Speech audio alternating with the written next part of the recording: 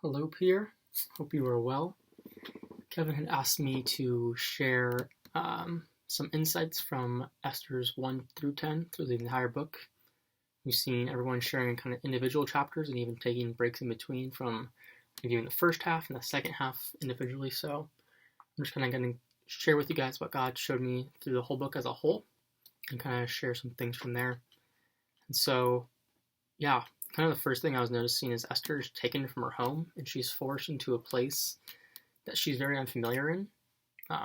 She goes from just living at her home, and then all of a sudden the king calls her to be in the palace with him, and that wasn't something that was her choice. I don't think that was something that she wanted to do, especially just knowing the time period. That was something that she was forced into, and so it's definitely not something she wanted to be around from her initial first thought, but still God used that situation. Even though she was forced there, God was still with her in that, and he used that situation.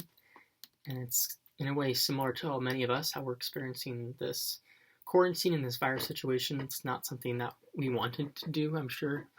None of us wanted this at all, but it was something that we were forced into, and that from government guidelines we had to follow this. But in the same way, God is still with us at this time, and God's still using the situation that we are in right now.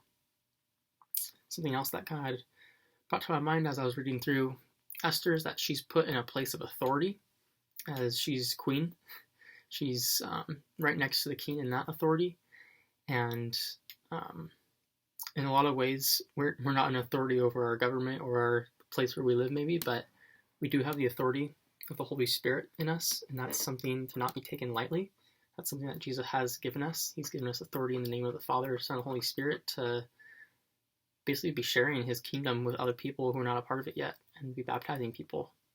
And I think that's a great authority to have. We have authority to cast out demons and to cast out fear in his name, and that's something that's really powerful, I think, right now. Even though we don't have the authority to stop this virus, this quarantine from happening, we can't just speak that to be gone. We do have the authority of Christ and his love, which does cast out all fear, and I think that's a very even more powerful thing to be taken care of right now, because that's something that's going to be with us when we're in quarantine and also when we're out of it. Something else that God was showing me through Esther is that evil kind of goes after her loved ones. Evil kind of attacks Mordecai, who's one of her loved family members. And yeah, many of us are kind of being attacked by evil right now as well, which doesn't seem not a fun thing at all, I don't think.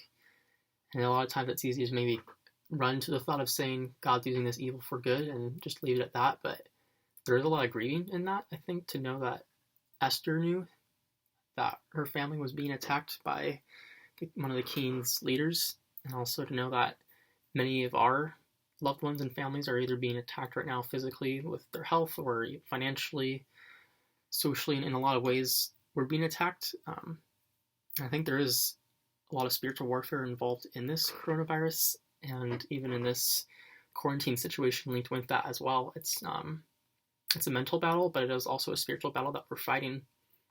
And I just wanted to encourage you guys in that thought that just as Esther was called to this different situation and put in this situation she did not want to be in, it was not her fault at all. That wasn't God punishing her, or it wasn't because she did something wrong.